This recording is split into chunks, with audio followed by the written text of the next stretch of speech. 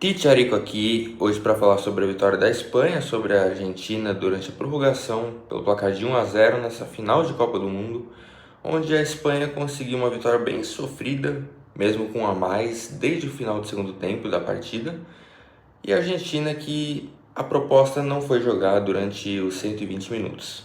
A Argentina tentou se retrancar ao máximo, até que acabou levando o gol, teve que se soltar um pouquinho aí, acabou criando algumas oportunidades, mas já era muito tarde para conseguir qualquer tipo de reação. Vamos analisar sobre isso hoje. Bom, então vamos lá. A Espanha começou o jogo pressionando e com várias trocas de passe, né, demonstrando o futebol espanhol, aquela escola espanhola que é maravilhosa, né, uma técnica absurda, uma dinâmica muito grande durante a partida. E a Argentina, a gente esperava uma Argentina mais fechada, mas a gente não esperava tão fechada como foi. Acontece que a Espanha é muito mais forte que a Argentina, né? Convenhamos, a Argentina não tinha chance em questão técnica contra a Espanha. Então eles preferiram se defender e só se defender. Eu acho um absurdo uma seleção que quer ganhar um jogo, né? Já que o objetivo do futebol é marcar gol, não dar um chute, não foi nem chute a gol, não dar um chute durante 90 minutos de jogo. É um absurdo. Você pode escolher ficar um pouco mais defensivo, até porque você sabe que é inferior a outra seleção, mas ficar sem chutar, ficar sem criar nada, para mim é um absurdo. Para mim não tem condições isso daí, você chegar numa final e fazer um papelão desse. Já a Espanha tentou criar, mas obviamente a Argentina dificultou isso. Então até o futebol espanhol foi prejudicado pelo futebol argentino, né? Aquela catimba, aquele jogo parado com falta toda hora, com provocação. E acabou ficando um jogo bem mais morno, né? Um jogo bem parado, sem tanta criação, sem tanto contra-ataque, né? Então ficou um jogo um pouquinho morno, mas que não deixou de exaltar a qualidade técnica da seleção espanhola, que a todo momento tentava criar pelo meio, pelas pontas, né, acelerando mais o jogo, dando uma amornada também, né, conduzindo muito bem o Rodri, principalmente no meio-campo ali. E aconteceu que levou para prorrogação, um jogo que a gente olhava e falava: a Argentina não vai segurar até o fim. Segurou até mais do que o esperado, até porque o Enzo Fernandes acabou tomando o segundo cartão amarelo e foi expulso no final do segundo tempo, deixando então o início da prorrogação, né, o primeiro tempo e o segundo tempo da prorrogação com um a menos. Então foi muito prejudicial para a Argentina, porque se retrancou ainda mais. O que já estava ruim ficou ainda pior, porque teve que botar mais um zagueiro na prorrogação, uma zaga da Argentina muito modificada durante a partida, porque tanto o Martínez quanto o Romero tiveram que sair lesionados, e assim, são grandes fatores para a Argentina, né?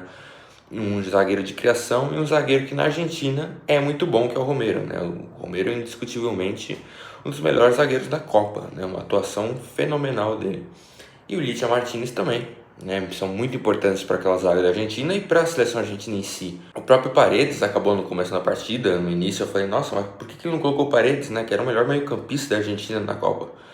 Mas aí a gente descobriu que ele estava com dores na perna, e aí por isso começou fora. Entrou no segundo tempo e acabou mudando um pouco mais. A Argentina ganhou uma sobrevida, né? Conseguiu até trocar alguns passes ali na saída de bola quando ele entra, mas aí depois que toma o cartão, aí parece que dá uma murchada de novo. E aí a Argentina segue aquele jogo fechado, fechado, fechado, vai para o segundo tempo da prorrogação e acaba tomando um gol ali numa bobeira da zaga. Tentou criar no final e não conseguiu. Assim, era muito tarde porque não tinha atacante. A Argentina terminou o jogo sem nenhum atacante. O Messi era o jogador mais ofensivo. E aí na área teve que ir o zagueiro, porque tinham três zagueiros. Três zagueiros, eram os únicos que podiam tentar alguma coisa, era zagueiro. Não tinha atacante, não tinha, tinha um ponta, vamos dizer assim, um meio ofensivo, que é o Simeone, né, que é veloz, tudo, mas não tem técnica, tanto que sobrou uma bola para ele no final do jogo ali, ele errou o gol, né, errou o gol. Se fosse qualquer outro jogador, provavelmente teria feito o gol, pelo menos chutado em direção ao gol, né. O Messi mesmo tentou algumas bolas no final, tirando energia não sei da onde, porque, né, 120 minutos em campo, tentou de tudo, mas não conseguiu. E aí a Espanha acabou sendo campeã, com méritos, né? Porque eu sempre digo que no futebol o objetivo é fazer gol, né? Quando uma seleção vai para se retrancar, né, sem propor jogo, é uma coisa. Agora, se retrancar ao máximo e não tentar um jogo, sempre ficar dando chutão, catimba, aí você é anti-futebol. O objetivo do futebol ainda é marcar gol. Se você vai para o jogo para não marcar gol e sim tentar evitar gol, você não está jogando futebol. Você está sendo anti-futebol. Então, merecidamente, a Espanha foi campeã, né? Nesse jogo, sim. Eu esperava muito mais da Argentina, né? Como eu disse, eu esperava uma postura mais defensiva mesmo da Argentina, mas não desse jeito. Eu esperava um jogo de futebol e não teve. Teve uma seleção tentando propor jogo e uma seleção só chutando bola, porque não tinha jogo nenhum. Parecia que não tinha proposta nenhuma para a partida, né? Então, eu esperava muito mais nessa final. Foi decepcionante para mim, né? Foi decepcionante esperar um jogo mais aberto, né? Um jogo um pouquinho mais ofensivo da Argentina, que ia acabar gerando contra-ataques para os dois lados, e não aconteceu, né? Então, achei feio, bem feio o jogo, mas ganhou quem mereceu. Se formos olhar essa partida, mereceu a Espanha e a trajetória inteira também, né? A seleção espanhola é muito boa, a seleção muito inteligente, com jogadores muito técnicos. E é uma seleção promissora, né? Uma seleção que a gente previa que para o futuro ia ser um problema, né? Que para o futuro ia ganhar títulos e já está ganhando título agora, ganhou a Copa do Mundo agora, né? Imagina essa seleção daqui a um tempo. Então, não sabemos se é a última Copa do Messi ou não. Na de 2022 ele já tinha falado que ia ser a última, né? Na de 2018 também.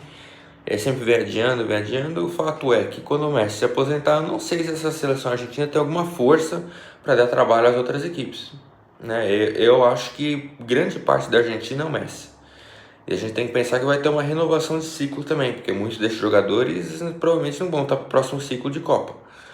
Então acho que a Argentina provavelmente vai sair do cenário de favorita e vai passar por uma reformulação. Tem bons jogadores aí, né? O Nico Paz, o próprio Simeone, que é lutador, é brigador, mas não tem qualidade técnica, né? Mas tem um certo futuro aí, promissor. E vamos ver no que dá essa seleção. Então é isso. Uma Argentina que no primeiro tempo faltou meio campo, talvez. Eu achei que faltou muito meio campo no primeiro tempo, né? Muitos espaços. E aí tira o Nico Gonzalez, coloca o Paredes que faltava no segundo tempo e dá uma melhorada ali. E não saiu pro jogo. Ficou retrancado. E quando tomou o gol não teve força para sair dali e tentar alguma coisa, algum tipo de reação. Foi tarde demais. Ganhou quem mereceu, né? A Espanha tem méritos nessa vitória e a Argentina, infelizmente, decepcionou para quem é fã de futebol e esperava um grande jogo. A gente acabou não tendo. Mas é isso. Espanha campeã, seleção do presente e do futuro.